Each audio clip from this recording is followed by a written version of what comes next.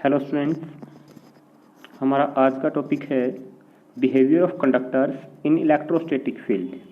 कि अगर हम किसी कंडक्टर को इलेक्ट्रोस्टैटिक फील्ड के अंदर, इलेक्ट्रोस्टैटिक का मतलब इलेक्ट्रिक फील्ड ही है, कि अगर उसको हम इलेक्ट्रिक फील्ड के अंदर रखेंगे तो हमारा कंडक्टर किस प्रकार से बिहेव करेगा, क्या क्या उसकी प्रॉपर्टीज में चेंज होगा, वो देखते हैं।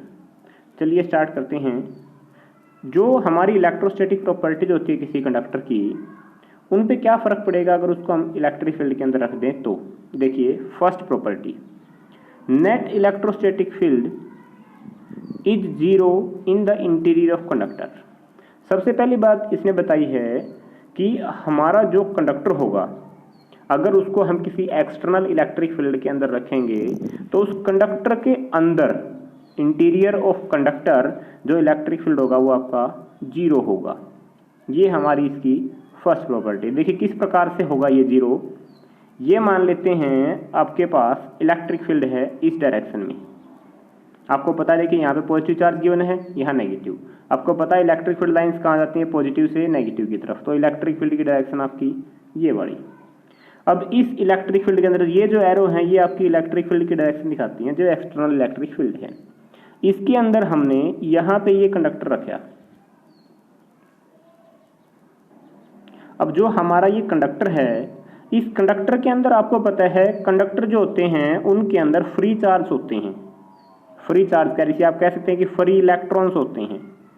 अब फ्री इलेक्ट्रॉन्स जो होंगे हमारे वो क्या हैं, एक प्रकार के चार्ज पार्टिकल्स हैं, नेगेटिवली चार्ज। अब जब किसी चार्ज पार्टिकल को हम इलेक्ट्रिक फील्ड में रखेंगे तो उसके ऊपर फोर्स लगेगा। किस प्रकार से फोर्स लगेगा, आपको पता है जो इलेक्ट्रिक फील्ड है वो पॉजिटिव चार्ज के ऊपर जो फोर्स लगाता है वो तो लगता है इलेक्ट्रिक फील्ड की डायरेक्शन में, और जो नेगेटिव चार्ज के ऊपर फोर्स लगता है वो आपका लगता है इलेक्ट्रिक फील्ड के अपोजिट डायरेक्शन में। अब जो आपका ये कंडक्टर है इसके अंदर जो फ्री चार्ज होंगे वो पॉजिटिव टाइप के, नेगेटिव टाइप के, जो हमने फर्स्ट यूनिट में फर्स्ट चैप्टर में किया था, इंडक्शन जो किया था चार्ज का, कि चार्ज इंड्यूस कैसे होता है। तो अपोजिटली चार्ज जो हमारे हैं, देखिए जो इस कंडक्टर के पॉजिटिव चार्ज होंगे उनके ऊपर फोर्स किस तरफ लगेगा, इलेक्ट्रिक फील्ड की डायरेक्शन में, इस प्रकार से। तो इस कंडक्टर के अंदर जितना भी पॉजिटिव चार्ज है वो सारा कहाँ आ जाएगा, इस मैक्सिमम बाउंड्री तक आ जाएगा। यहाँ तक क्यों आएगा, इससे आगे क्यों नहीं जाएगा, क्योंकि इससे आगे तो कंडक्टर ही नहीं है। अगर कंडक्टर नहीं है तो हमारा चार्ज आगे मूव नहीं कर सकता। और जितना इसके अंदर नेगेटिव चार्ज है वो सारा कहाँ आ जाएगा, इस बाउंड्री पे आ जाएगा, क्योंकि इलेक्ट्रिक फील्ड की डायरेक्शन ये है और नेगेटिव चार्ज के ऊपर जो फोर्स लगता है वो अपोजिट डायरेक्शन में लगता है। क्लियर है। तो ये जो होगा आपके पास, नेगेटिव चार्ज इस तरफ इकट्ठा हो जाएगा, पॉजिटिव चार्ज इस तरफ। और ये प्रोसेस आपकी कब तक चलेगी, इस प्रोसेस का नाम आपको पता है इंडक्शन बोलते हैं इसको हम, चार्ज का इंड्यूस होना। ये इंडक्शन तब तक होगा। अब देखिए जो ये पॉजिटिव और नेगेटिव चार्ज जो इंड्यूस हुए हैं ये भी अपना खुद का एक इलेक्ट्रिक फील्ड सेटअप करेंगे, एक इलेक्ट्रिक फील्ड बनाएंगे। कैसे बनाएंगे, देखो इसने एक तो नेम दिया हुआ है ई एक्सटर्नल। एक्सटर्नल का मतलब जो हमने बाहर से इलेक्ट्रिक फील्ड लगाए हुए हैं। एक ये नाम दिया हुआ है ई इंटरनल। इंटरनल का मतलब जो इस कंडक्टर के अंदर सेटअप हुआ है। अब इस पॉजिटिव चार्ज से इस नेगेटिव की तरफ जो अंदर इलेक्ट्रिक फील्ड होगा वो इस प्रकार से होगा। ये प्रोसेस तब तक चलती रहेगी चार्ज इंडक्शन की जब तक ये एक्सटर्नल इलेक्ट्रिक फील्ड और इंटरनल इलेक्ट्रिक फील्ड एक दूसरे के इक्वल ना हो जाए, तब तक हमारी ये प्रोसेस चलती रहेगी। और जब हमारा इलेक्ट्रिक फील्ड इंटरनल और एक्सटर्नल दोनों इक्वल हो जाएंगे उस टाइम पे हम देखें कि हमारा जो कंडक्टर है उसके अंदर इलेक्ट्रिक फील्ड की वैल्यू कितनी बचेगी, जीरो बचेगी। क्योंकि जो एक्सटर्नल इलेक्ट्रिक फील्ड है वो इस तरफ, जो इंटरनल है वो इस तरफ, दोनों की वैल्यू एक जैसी, तो दोनों एक दूसरे का इफेक्ट क्या कर देंगे, कैंसिल आउट कर देंगे, और इसके अंदर इलेक्ट्रिक फील्ड कितना हो जाएगा, जीरो हो जाएगा। क्लियर है। ये आपके पास इसकी फर्स्ट प्रॉपर्टी है जो आपको ये बताती है कि हमारा किसी कंडक्टर के अंदर जो नेट फील्ड है वो ई एक्सटर्नल माइनस इंटरनल, मतलब कितना हो जाएगा, जीरो हो जाएगा। सेकंड आपकी प्रॉपर्टी है, ये आप पहले भी रीड कर चुके हैं, just outside the surface of charge conductor electric field is normal to the surface. ये मान लेते हैं ये हमारे पास कोई एक कंडक्टर है, तो इसके सरफेस पे जो इलेक्ट्रिक फील्ड होगा वो इसके सरफेस के बिल्कुल परपेंडिकुलर होगा, 90 डिग्री का एंगल बनाएगा ये हमारा कंडक्टर के सरफेस के साथ। ये हमने पहले ही पढ़ा था। इसका रीजन क्या है, देखिए हम मान लेते हैं कि ये परपेंडिकुलर नहीं है। अगर ये परपेंडिकुलर नहीं है तो कोई और डायरेक्शन होगी इसकी कंडक्टर के सरफेस के साथ। अगर उसके हम वेक्टर तोड़ें, वेक्टर फॉर्म में इसको रिजोल्व करें, तो हमारा एक कंपोनेंट टेंजेंशियल आएगा। मतलब जैसे आपका ये एक सरफेस है, तो इसके सरफेस पे आपका जो इलेक्ट्रिक फील्ड है उसकी डायरेक्शन इस प्रकार से आएगी। ये परपेंडिकुलर नहीं है, इसके टेंजेंशियल है। टेंजेंशियल समझते ना, जो उसको टच करते हुए जाता है। अगर इलेक्ट्रिक फील्ड का एक कंपोनेंट मान लेते हैं टेंजेंशियल कंपोनेंट ऐसा है, तो इलेक्ट्रिक फील्ड आपको पता है चार्ज पार्टिकल्स पे क्या करते हैं, फोर्स लगाएगा। तो जो हमारे इस कंडक्टर के फ्री इलेक्ट्रॉन्स होंगे, उन इलेक्ट्रॉन्स के ऊपर क्या लगेगा, एक फोर्स लगेगा इस इलेक्ट्रिक फील्ड के कारण इसकी अपोजिट डायरेक्शन में, और हमारे इलेक्ट्रॉन्स क्या करना स्टार्ट कर देंगे, मूव करना स्टार्ट कर देंगे। और आपको पता है अगर चार्ज मूव करेगा तो वहां पे क्या बनेगा, आपका करंट बन जाएगा, इलेक्ट्रिक करंट। अब देखिए हमारा कंडक्टर जो है वो एक जगह आराम से रुका हुआ है, हमने उसको सिर्फ एक एक्सटर्नल इलेक्ट्रिक फील्ड में रखा, तो उसके अंदर क्या सेटअप हो जाएगा, करंट बन जाएगा। कब, अगर हमारा इलेक्ट्रिक फील्ड उसके सरफेस के टेंजेंशियल हो। क्लियर है। लेकिन ऐसा तो एक्चुअल में नहीं होता कि हमारे पास कोई कंडक्टर है जो चार्ज है, उसके ऊपर कोई चार्ज क्यों है, तो इस चार्ज के कारण ये इलेक्ट्रिक फील्ड बनेगा। इसका इलेक्ट्रिक फील्ड हमेशा कैसा बनेगा, इसका परपेंडिकुलर बनेगा इसके सरफेस के। अगर परपेंडिकुलर नहीं होगा तो इसके अंदर एक करंट सेटअप हो जाएगा। और हमने प्रैक्टिकली देखा है कि ऐसा नहीं होता कि किसी भी चार्ज कंडक्टर पे ऑटोमेटिक जो है करंट सेटअप हो जाए। इसलिए हमारा इलेक्ट्रिक फील्ड हमेशा कैसे होगा, इसके परपेंडिकुलर होगा। चलिए नेक्स्ट प्रॉपर्टी पे चलते हैं। नेक्स्ट आपका है the net charge in the interior of a conductor is zero and any excess charge resides at its surface.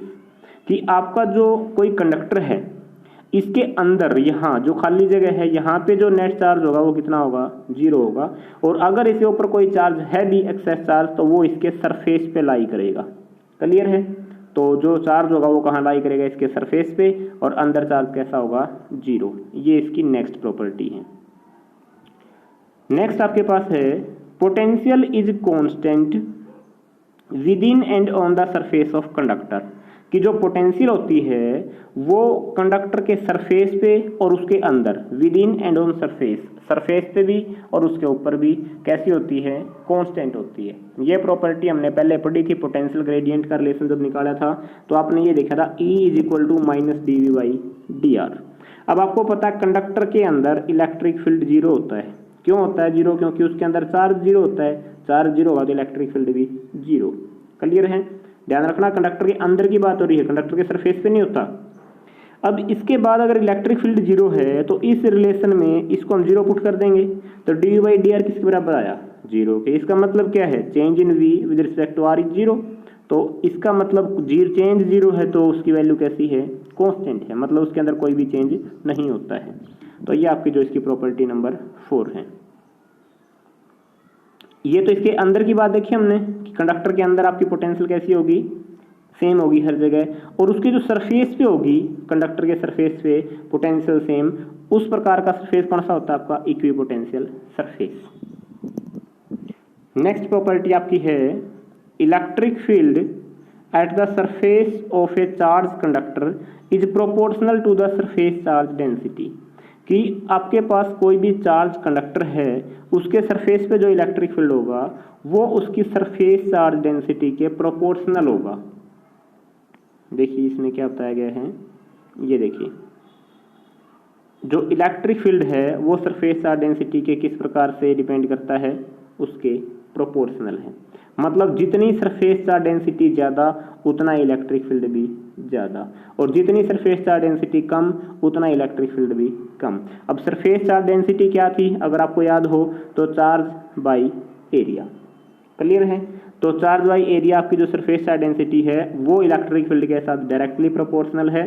जितनी सरफेस चार्ज डेंसिटी ज़्यादा उतना इलेक्ट्रिक फील्ड भी आपका ज़्यादा होगा। नेक्स्ट और लास्ट प्रॉपर्टी है आपके पास electric field is zero in the cavity of a hollow charge conductor. ये इंपॉर्टेंट प्रॉपर्टी है, इसके लिए स्पेशल एक फिनोमेना है जो हम नेक्स्ट टॉपिक में अभी पढ़ेंगे। इसने बताया कि अगर आपके पास कोई होलो कैविटी है, होलो कैविटी का मतलब खाली जगह है, तो वो जो आपका चार्ज कंडक्टर है उसके अंदर इलेक्ट्रिक फील्ड जीरो होगा।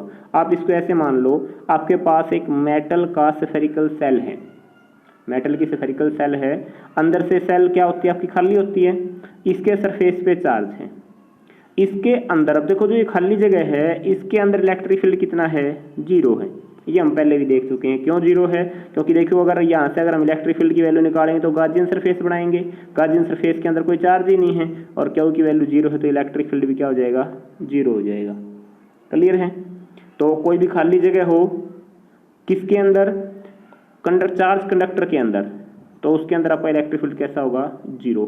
इस प्रॉपर्टी के बेस पे एक फिनोमिना है जिसमें से अक्सर एक क्वेश्चन देखा जाता है एग्जाम में 2 मार्क्स का, इसकी डेफिनेशन ही पूछ ली जाती है या फिर इसकी एप्लीकेशंस पूछ ली जाती हैं कि इसकी एप्लीकेशंस बताओ या फिर इसकी डेफिनेशन पूछ ली जाती है।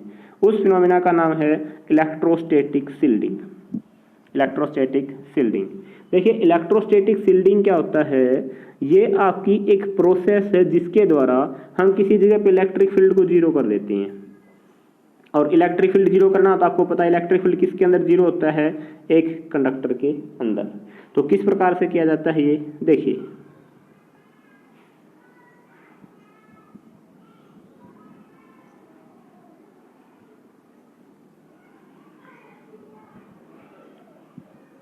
हमारे पास बताया गया है कि इलेक्ट्रोस्टैटिक शील्डिंग होती क्या है। सबसे पहले हम एक कंडक्टर मान लेते हैं, consider conductor with A cavity.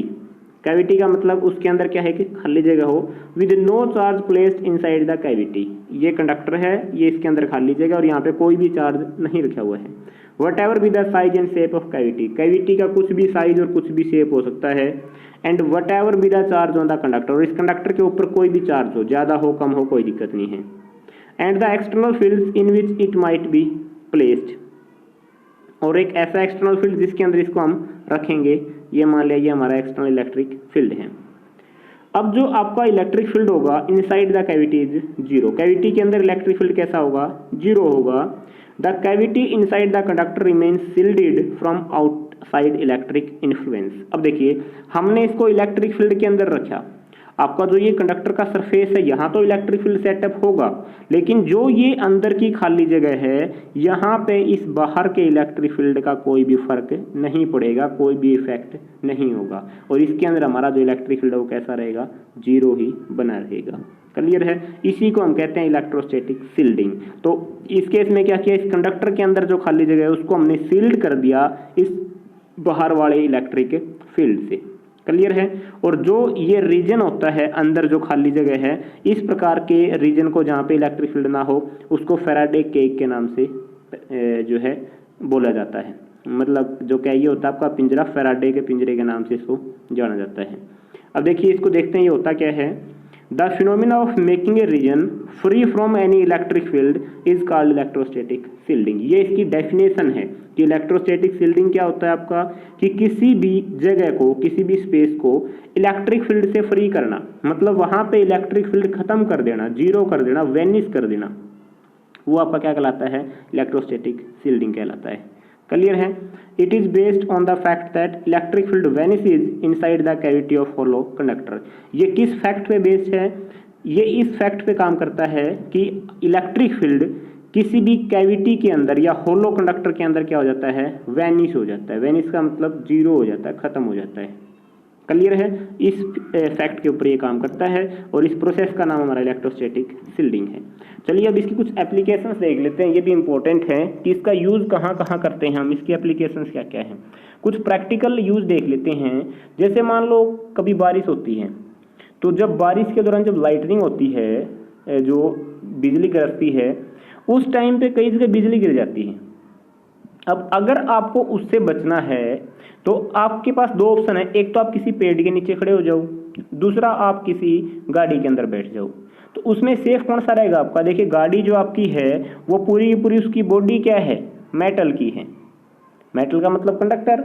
और आपको पता है जब लाइटनिंग होगी तो लाइटनिंग के कारण बाहर इलेक्ट्रिक फील्ड बनेगा, बाहर के इलेक्ट्रिक फील्ड से कार के अंदर मतलब वो लो कंडक्टर के अंदर इलेक्ट्रिक फील्ड कैसा, 0। तो बाहर के इलेक्ट्रिक फील्ड से हम क्या हो जाएंगे, सेफ हो जाएंगे।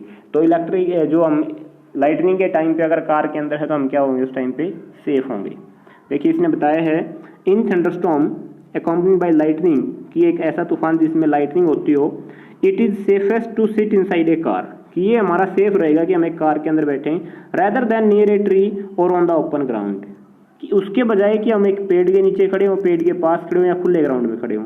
क्यों? क्योंकि जो मेटालिक बॉडी है कार की वो इलेक्ट्रोस्टैटिक शील्डिंग का काम करती है, क्योंकि उसकी जो इलेक्ट्रोस्टैटिक शील्डिंग जो आपकी प्रोसेस आपने देखी अभी कि जो कार है उसकी बॉडी मेटल की है, कंडक्टर है, उसके अंदर आपका इलेक्ट्रिक फील्ड कैसा हो जाएगा? जीरो हो जाएगा। क्लियर है? सेकंड यूज जो है, जैसे आपके इलेक्ट्रॉनिक डिवाइसेस होते हैं, इलेक्ट्रॉनिक डिवाइसेस में आपके जो है टीवी है, रेडियो है, मोबाइल फ़ोन है, उसमें क्या होता है कई बार हमारा सिग्नल वीक हो जाता है या कमज़ोर हो जाता है, किसी और सिग्नल के मिक्स होने से हमारा सिग्नल ख़राब हो जाता है। जैसे बारिश वगैरह के मौसम में आपने देखा हो टीवी में सिग्नल नहीं आता है। तो इस प्रकार की प्रॉब्लम से बचने के लिए जो आपकी केबल जो वायर होती है, अगर आपने कभी उसको खोल के देखा हो तो उसको जब ऊपर खोलोगे, ऊपर तो ब्लैक कलर का एक रबर होता है, उसके नीचे वाइट कलर की मेटल्स की एक प्रकार की ऐसे परत बनाई होती है, और फिर उसके अंदर ये बीच वाली जो कॉपर वायर है वो आपकी लगी होती है। ऐसा क्यों? क्योंकि जो ये कॉपर वायर है जिसके अंदर से आपका सिग्नल जाता है, उसके बाहर हम इस प्रकार से एक मेटल का जाल बना देते हैं। अब ये मेटल का जाल हमने जो बनाया है ये क्या करता है? बाहर के किसी भी इलेक्ट्रिक फील्ड से हमारे इस वायर के अंदर से जाने वाले सिग्नल को प्रोटेक्ट करता है, क्योंकि जो ये हमारा जाल बना हुआ है मेटल का, इसके अंदर इलेक्ट्रिक फील्ड बाहर से क्या करेगा? एंट्री नहीं कर सकता, इफेक्ट नहीं डालेगा, उसकी वैल्यू कितनी हो जाएगी? जीरो। और इस बाहर के इलेक्ट्रिक फील्ड के कारण हमारे सिग्नल पे कोई भी फर्क नहीं पड़ेगा और हमारा जो सिग्नल है वो सेफली आगे हमारा ट्रांसमिट होता रहेगा। क्लियर है? तो इस प्रकार के इसके हमारे ये यूजेज हैं। ये आपका जो टॉपिक था इलेक्ट्रोस्टैटिक शील्डिंग, और जो आपका कंडक्टर है उसको जब हम इलेक्ट्रिक फील्ड में रखें तो उसका बिहेवियर कैसा होगा। आज हम इतना ही करेंगे, नेक्स्ट टॉपिक करेंगे नेक्स्ट क्लास में। Thank you, have a nice day.